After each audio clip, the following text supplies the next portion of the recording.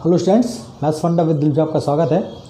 संख्याओं के खेल वाले चैप्टर में इसके पहले मैंने बताया आपको कि किस तरह से विभिन्न जो अज्ञात संख्या है तो उनका मान ज्ञात किया जाता है। इसी चैप्टर्स में आपका एक इंपॉर्टेंट पार्ट है विभाज्यता। जैसे आप विभिन्न अंकों से विभाज्यता को ज्ञात करना है, उस फंडामेंटल चीज़ को समझने के लिए आपको 3 शब्दों पर विशेष ध्यान देना पड़ेगा। पहला शब्द तो है कि आप गुणज क्या है इसको समझना चाहिए, गुणनखंड क्या होते हैं और फिर विभाज्यता क्या है। तो आज आपको स्पष्ट करूंगा कि गुणनखंड क्या है, गुणज किससे कहते हैं और विभाज्यता उससे किस तरह से रिलेट होती है। इसलिए मैंने यहाँ टॉपिक नाम दिया कि गुणज और गुणनखंड और विभाज्यता क्या है। देखिए मैं लिख रहा हूँ कि किसी संख्या को 2 या 2 से अधिक संख्याओं के गुणा के रूप में लिखा जा सकता है। आप भी जानते हैं कोई संख्या है, हम किसी भी स्थिति में चाहें तो उसको कम से कम 1 से गुणा करके लिख सकते हैं। किसी भी संख्या को 2 या 2 से अधिक संख्याओं गुणा में लिखा जा सकता है। एग्जांपल्स यहाँ पर जैसे मैंने यहाँ लिया 18 लिया है, 18 को मैं 1 गुणित 18 भी लिख सकता हूँ, इसको मैं 2 गुणित 9 भी लिख सकता हूँ और इसको 3 गुणित 6 भी लिख सकता हूँ। इस तरह से हमारे पास गुणनखंड आ जाते हैं या हमारा कहना चाहिए कि संख्या आ जाती है या हमारा एक पैटर्न आ जाता है।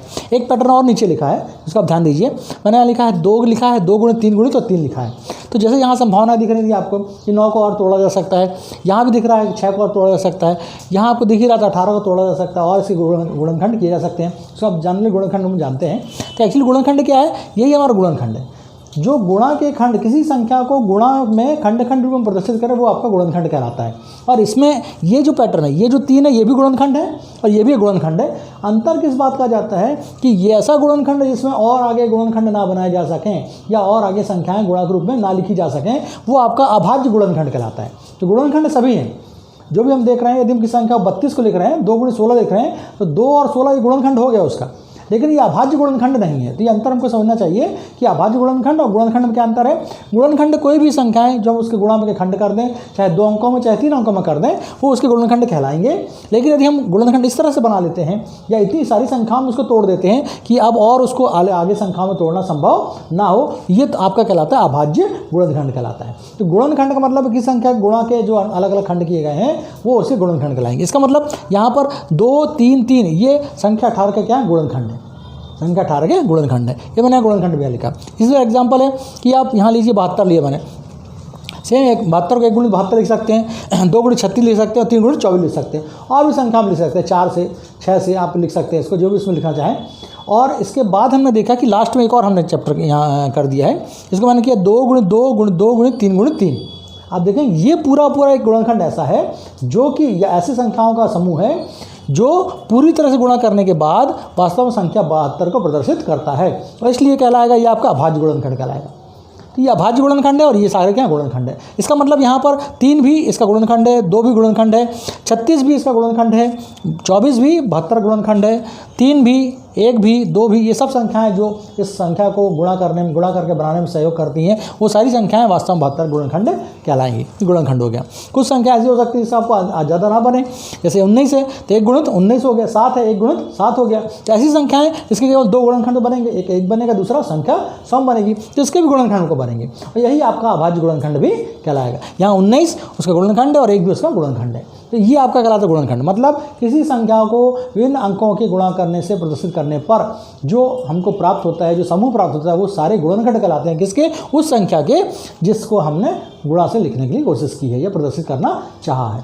और इसमें से यदि कोई विशेष पैटर्न है इसमें संख्याओं के समूह को या उन अंकों समूह को आगे नहीं बढ़ाया जा सकता है और गुणनखंड और टुकड़े नहीं किए जा सकते हैं, नई संख्या शामिल नहीं की जा सकती है, वो आपका अभाज्य गुणनखंड कहलाएगा। ये गुणनखंड हो गया।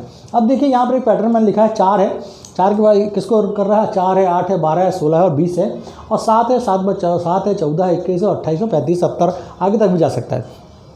आप गौर करेंगे कि 4 का एक्चुअली क्या है, ये 4 का पहाड़ा है। ये एक तरह से ये टेबल है, 4 का टेबल है। तो 4, 4 एकम 4, 4 दूनी 8, 4 3 12, 16 है और 20 आगे है। इस तरह 7 का है, 7 दूनी 7, 7 दूनी 14, 7 21, 7 चौका 28, 35 आगे बढ़ता हुआ है। तो इस निश्चित यहाँ पर क्या हो रहा है, ये जो संख्या है ये इसके पहाड़े में है। अब ये संख्याएँ जो होती हैं ये गुणज कहलाती हैं। ऐसी संख्याएँ जो किसी भी संख्या के गुणा करने से प्राप्त हो रही हैं, किसी संख्या के किसी अन्य संख्या, जैसे 7 का गुणा किसमें कर रहे हैं, 2 में, तो कितना आ रहा है 14। 7 का गुणा किसमें कर रहे हैं, 5 में, तो कितना मिल रहा है 35। किसी भी संख्या का अन्य संख्या से गुणा करने पर जो नई संख्या प्राप्त होती है वो क्या कहलाती है, गुणज कहलाती है। और यहाँ पर महत्वपूर्ण चीज़ ये है कि वो दोनों का गुणज कहलाएगी। दैट मीन्स आप यहाँ समझिए, यदि हम 7 में किसका गुणा कर रहे हैं, 7 में गुणा कर रहे हैं 5 का, तो हमको क्या मिल रहा है 35। तो 35 गुणज है किसका, केवल 7 का नहीं है। केवल 7 का नहीं, किसका है 5 का भी गुणज है, मतलब 35 गुणज कहलाएगा किसका 5 का, और 7 और 5 क्या कहलाएंगे गुणनखंड कहलाएंगे किसके 35 के। अब आपको स्पष्ट हो गया होगा गुणनखंड और गुणज में क्या अंतर है। गुणज वास्तव वह संख्या है जो किसी संख्या में किसी अन्य संख्या गुणा करने से प्राप्त होने पर बनती है, वह आपका कहलाती है गुणज कहलाती है। और यहाँ पर यदि हम बहुत सारी संख्या ले लें तो उनका भी गुणज कहलाएगी। गुणज हमेशा बड़ा होगा, गुणनखंड क्या होंगे छोटे होंगे। तो यहाँ पर 35 जो है 5 का भी गुणज है और 7 का भी गुणज है, तो ये 35 आप गुणज कहलाएगा। सामान्य तौर पर एक संख्या मैं यहाँ ले रहा हूँ, जैसे मैंने m लिया, कोई संख्या m लिया, m को मैंने लिखा पर 7 गुणित n लिखा, एकदम स्पष्ट है कि m कहाँ से हो सकता है, m एक गुणज है जो 28 35 कुछ भी हो सकता है। मान लीजिए मैंने 28 लिया, m का मान क्या लिया 28 लेता हूँ, तो यहाँ 7 पहले से है तो मैं यहाँ n का मान क्या डाल सकता हूँ 4 डाल सकता हूँ, तो 7 गुणित 4 कितना हो जाएगा 28 हो जाएगा। तो यदि किसी संख्या को किसी अन्य संख्या के और अन्य संख्या से गुणा कर लिखा जा सके वो उसका क्या कहलाएगा गुणज कहलाएगा, और ये इसके क्या कहलाएंगे गुणनखंड कहलाएंगे। अब यहाँ पर एक ध्यान देना है आपको कि गुणनखंड और गुणज स्पष्ट होने के बाद जो गुणनखंड होता है उससे वो संख्या विभाजित होगी ही, मतलब यदि 7 से विभाजित होगी तो हम जानते हैं 7 7 चौके 28, 28 कितनी बार कटेगा 4 बार कटेगा, मतलब गुणज जो होता है अपने गुणनखंडों से विभाजित होता है, हमेशा विभाजित होगा ही। और यहाँ पर हम n को भी कह सकते हैं, n यदि कोई भी संख्या रखी जाए तो यहाँ पर क्या होगा, यदि कोई संख्या m बनेगी तो उसका क्या कहलाएगा वो विभाज्य करेगा। तो यहाँ पर 7 के होने के कारण हम m को केवल 7 को देखकर कह सकते हैं कि यह पूरी संख्या m 7 से विभाजित होगी, भले n का मान हमको मालूम हो या ना मालूम हो और m का मान मालूम हो या ना मालूम हो, और हम केवल 7 को देखकर कह सकते हैं कि यह संख्या जो m है यह 7 से विभाजित होगी। ये हमको ध्यान रखना है, क्योंकि हम केवल इस 7 को देखकर यहाँ पर बता सकते हैं कि 28 7 से विभाजित होगा, केवल इस 4 को देखकर बता सकते हैं कि 4 जो उनके इसके गुणनखंड में है, 4 गुणनखंड है किसका 28 का, या 28 गुणज है किसका 4 का, ऐसी स्थिति में ये इससे विभाजित होगा। गुणज की परिभाषा मैंने दी यहाँ पर कि किसी संख्या के पहाड़े में प्राप्त होने वाली संख्या है उसकी गुणज होती है, किसी भी संख्या के पहाड़े में प्राप्त होने वाली संख्या कहेंगे उसके गुणज कहलाएंगे। 11 का गुणज क्या बनेंगे 11 के हम 11 11 दिन 22 11 दिन 33 इस तरह उसके गुणज बनते चल जाएंगे उसके पहाड़े में। इसलिए सिंपल एक डेफिनेशन है कि पहाड़े में प्राप्त होने संख्या क्या होती गुणज होती, किसकी जिसका भी आप पहाड़ा पढ़ रहे हैं। अब विभाज्यता क्या है, विभाज्यता जो आप इसको समझना है यहाँ पर आपको तीसरा पार्ट जो स्पेशल है यहाँ पर कि यदि कोई संख्या किसी अन्य संख्या का गुणज है, यदि कोई संख्या कोई भी संख्या, ये संख्या जैसे 35 है, यदि कोई संख्या 35 किसी अन्य संख्या किसका गुणज है, मान लो 7 का गुणज है, किसी अन्य गुणज है, तो वह उससे विभाजित होगी। यदि कोई संख्या मान लो किसी अन्य संख्या का गुणज है, ये क्या है यहाँ पर ये गुणज है, ये गुणज है किसका 7 का, किसका है ये 7 का, तो 7 से विभाजित होगी। माने गुणज होता है अपने गुणनखंडों से सदैव विभाजित होता है, या विभाज्यता को स्पष्ट समझना है तो आपको ध्यान रखना है कि कोई भी संख्या विभाजित होगी यदि कोई भी संख्या अन्य संख्या उसका गुणनखंड है। यदि कोई संख्या है और कोई अन्य संख्या उसका गुणनखंड है, या ये जो संख्या जिसको आप चेक करना चाह रहे हैं वो किसी अन्य संख्या गुणज है, तो जिसका गुणज है उससे विभाजित होगी, ये निश्चित नियम है विभाज्यता का। और यदि हम किसी भी पार्ट में देखते हैं कोई अन्य संख्या उसके गुणनखंड के रूप में शामिल है, कैसे भी गुणनखंड है, अभाज्य हो या सामान्य गुणनखंड हो, तो भी उससे विभाजित होगी। जैसे यहाँ पर आप देखिए यहाँ पर कि ये सामान्य गुणनखंड है किसका 18 का 2 गुणित 9, हम देख सकते हैं कि 18 क्या है गुणज है किसका है 2 का भी और 9 का, और 2 और 9 यहाँ पर क्या गुणनखंड है। तो किसी भी पार्ट में जो गुणनखंडों की संख्या का उससे वह संख्या विभाजित होगी, यह विभाज्यता का नियम है। यानी विभाज्य वो संख्या कहलाएगी जो उसका गुणनखंड होगा। 9 गुणनखंड है किसका 18 का, मतलब 18 विभाजित होगा, भाग जाएगा किससे 9 से। 2 भी यहाँ गुणनखंड है किसका 18 का, इसका मतलब हुआ कि 18 2 से कटेगा ही, 2 से विभाजित हो गए। पूर्ण विभाज्य हमको इसका पूर्ण विभाज्य मतलब होता है शेषफल शून्य होना, विभाजित हो सकती है। जैसे 15 किससे कट सकता है 2 से कट सकता है, 2 7 14 हो जाएगा, लेकिन शेषफल क्या बचेगा 1। लेकिन 16 का यदि हम काटेंगे 2 8 16 क्या पूरा कटेगा, शेषफल क्या आएगा 0। तो पूर्ण विभाज्य होने का मतलब होता है, विभाजित होने का तात्पर्य होता है कि वहाँ पर संख्या पूरी तरह विभाजित हो रही है और भाजक गुणित भागफल भर है, और धन शेषफल जो अपन कहते हैं शेषफल वहाँ पर क्या है 0 है। तो ये 3 पार्ट आपको समझना है कि गुणज क्या है, गुणनखंड क्या है, विभाज्यता क्या है। इसी के आधार पर आपके जो बहुत सारे नियम हैं, जो 7 से विभाज्यता, 2 से विभाज्यता, 5 से विभाज्यता, 11 से विभाज्यता, इनको हम आगे वीडियोस में स्पष्ट करेंगे। वहाँ हमको ये पार्ट बहुत अच्छे समझना पड़ेगा। यदि कोई भी संख्या हमारे पास है, यदि कोई संख्या m है और हम उसको किसी एक ज्ञात संख्या के साथ गुणा करके अन्य संख्या से लिख रहे हैं, तो हम केवल इस संख्या ज्ञात संख्या को देखकर बता सकते हैं कि इस 7 के कारण हम कह सकते हैं कि m का मान जो भी होगा वह 7 से विभाजित होगा, क्योंकि m क्या है गुणज है किसका 7 का, और 7 क्या है गुणनखंड है किसका m का।